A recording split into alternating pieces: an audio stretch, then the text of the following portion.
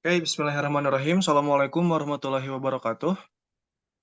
Ah, pada kesempatan kali ini, kelompok kami akan mempresentasikan tentang aplikasi sistem antrian pasien yang telah kami riset selama ini, yang mana riset ini telah dilakukan oleh 3 orang peserta, yaitu Afnan, Paras, dan juga Gibran.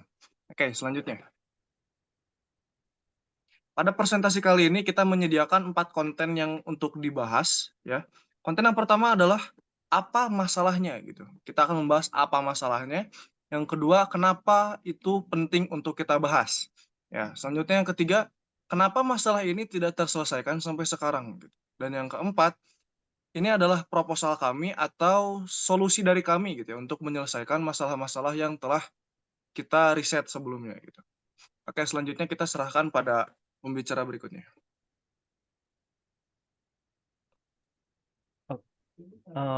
Oke, lanjut. Eh, apa aja sih masalahnya? Jadi, what is the problem? Yang pertama tuh tidak ada estimasinya waktu yang real time. Jadi tuh pasien ini bakal bingung kapan dia bakal datang waktunya. Misalkan dia waktunya ketemu dokternya jam 5, tapi ternyata bisa ketemu dokternya itu bisa jadi jam 12. Nah, itu masalah yang pertama. Yang kedua, tidak adanya pemberitahuan pada pasien. Yang ketiga, lanjut ke sistem antrian yang kurang teratur. Kenapa ini sangat penting? Karena yang pertama tuh agar efisiensi waktu dan tenaga, dan yang kedua menghindari membludaknya antrian yang banyak. Terus yang ketiga, ketersediaan tenaga kesehatan yang memadai, jadi lebih efektif lah. Bisa dilanjut?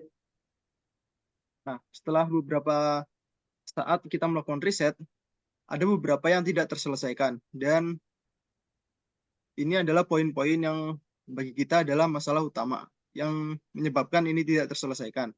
Yang pertama adalah tidak tersedia sistem informasi di dalam instansi tersebut. Nah, lalu yang kedua adalah ketidaktahuan pasien dan tenaga medis akan sistem informasi yang disediakan di instansi kesehatan. Jadi terkadang tuh ada di instansi kesehatan tersebut sudah terdapat sistem informasi, namun kurang disosialisasikan kepada pasien dan juga tenaga medisnya.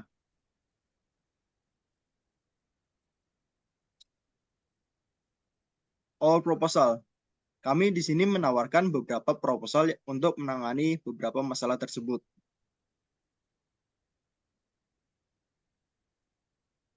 Yang kami tawarkan, yang pertama adalah kemudahan administrasi. Lalu yang kedua adalah informasi yang akurat. Kemudian ada akses yang mudah dan juga database yang bersifat global.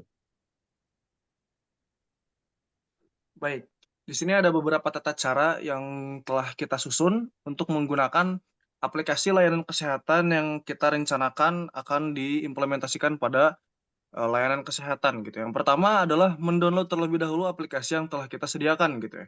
Downloadnya ini sesuai dengan perangkat yang kita gunakan. Apabila kita menggunakan Android, silahkan download pada aplikasi Play Store. Apabila kita menggunakan Apple, silahkan di-download menggunakan App Store ya. Jadi setiap perangkat ada aplikasinya masing-masing.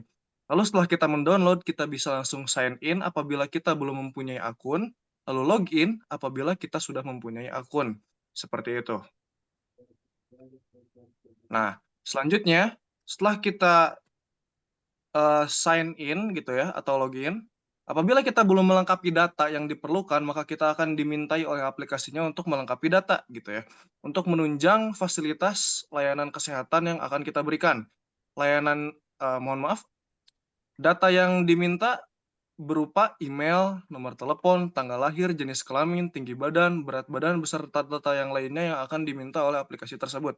Selanjutnya, setelah kita sudah melengkapi data, kita sudah bisa menikmati gitu ya layanan yang diberikan oleh aplikasi-aplikasi layanan kesehatan yang telah kita susun gitu ya.